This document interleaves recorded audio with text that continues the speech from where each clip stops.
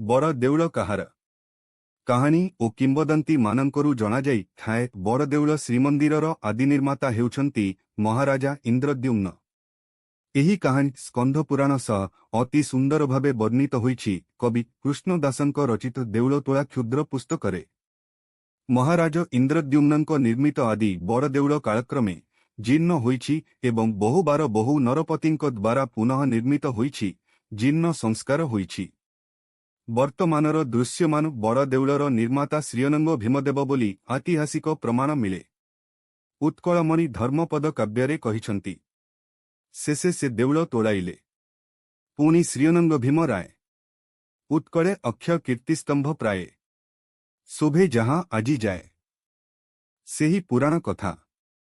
महाराजा इंद्रद्युम्न बड़ देउल निर्माण कलापरे एहार प्रतिष्ठा पाई ब्रह्मांकु आमंत्रण पाई ब्रह्मलोक चलीगले।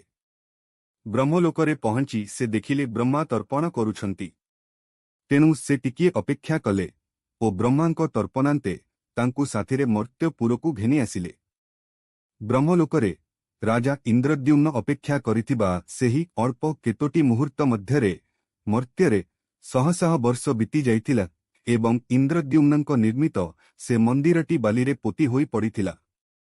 बहुकाल परे उत्कल नरपति गालमाधव सेही बाट देई घोड़ा झपटेई जाउथिले। राजांको घोड़ार टापू से पोता मंदिर चूड़ारे बाजिबारु घोड़ाटी बालीरे पड़ीगला। घोड़ारू ओह्लाई पड़ी बाली आड़ेई राजा देखिले एक विशाल मंदिरर चूड़ा।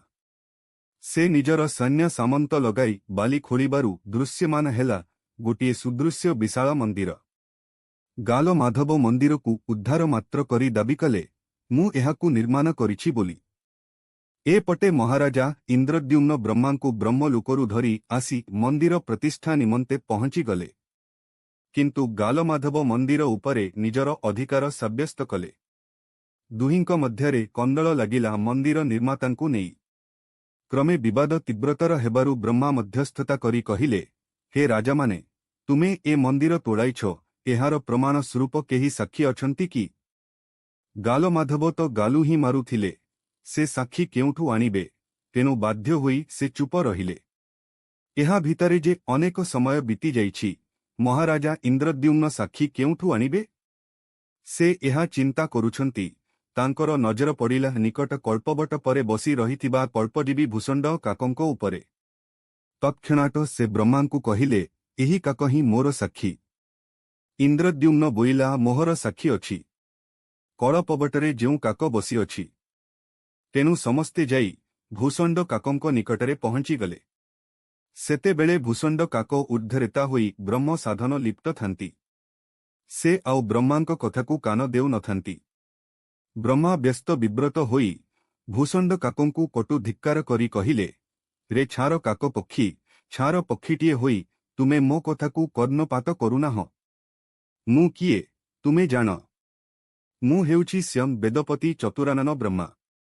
बायस राजंक ध्यान भग्न हेला।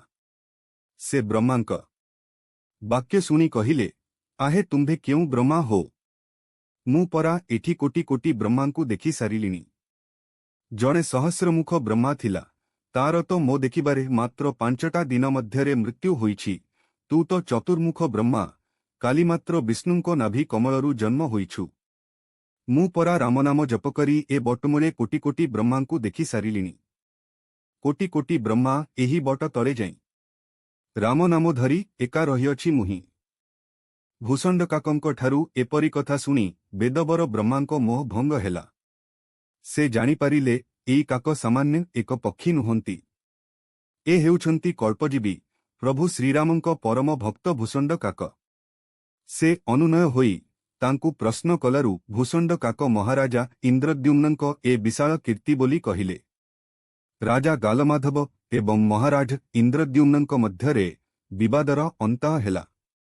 वेदपति ब्रह्मा नीलाचलरे महाप्रभु श्रीजगन्नाथंकु प्रतिष्ठा करी ब्रह्मलोककु प्रस्थान कले।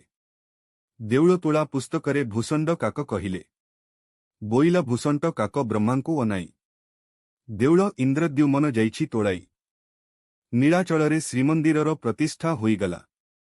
महाराज इंद्रद्युम्न चतुर्धा दारुविग्रहंकु रत्न सिंहासनरे आरूढ़ कराई निजकु कृतकृत्य मने कले। महाप्रभु अत्यंत प्रीत होई कहिले, हे भक्तराज, तुम्भे नीलाचलरे आमकु प्रतिष्ठा कराई जुग जुग पाई अक्षय कीर्ति स्थापन करिगल। तुम्भे की बर मागुछ माग।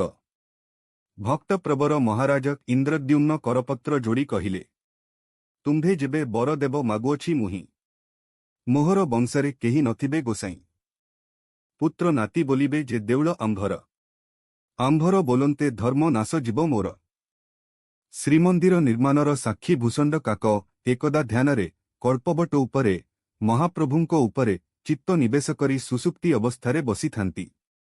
असावधानता बसतः पवित्र रोहिणी कुंडरे से पतित हेबारु चतुर्भुज रूप धारण करी विष्णुलोक गमन कले। एबे श्रीमंदिर भितर बेढ़ा मां विमलांको मंदिर सामनारे अवस्थित रोहिणी कुंडठारे भूषंड काकंक दर्शन मिलिथाए। भूषंड काकंक दर्शन विषय भक्त सालबेग कहिछंती, रोहिणी पादुका कुंड रज सिंह माड़ी बसी अछि गज। सते कि ए नेत्र सुफल होइब। काक पड़ी हेला चतुर्भुज। संत तुलसी दास कृत रामचरित मानसरे काकभूषंडींक विषय विस्तृत वर्णना रहिछि। काकभूषंडी भूषंड रामायण बोली रामायण रचना करिथिबा कथित हुए। श्रीरामचरित मानसरे संत तुलसी कहिछंती, उमा कहिऊं सब कथा सुहाई, जो भूषुंडी खगपति ही सुनाई। अर्थात हे उमा, मु तुमकु सेही अति सुंदर रामकथा सुनाइबी जहाँ काकभूषंडी गरुड़ंकु सुनाई थिले। जय जगन्नाथ। अर्जुनी चरण बेहेरा। आपण शीर्षक चैनल को सब्सक्राइब कलेनी कि जदि करिनांती एबे सब्सक्राइब करिनियंतु। एभली दिव्य सीरीज आध्यात्मिक पौराणिक साहित्य गल्प कविता तथा ओडिया भाषा और संस्कृतिर समृद्धि पाई एही यात्रा रे शामिल होई बहुल मात्रा रे लाइक कमेंट और शेयर करंतु। जय जगन्नाथ।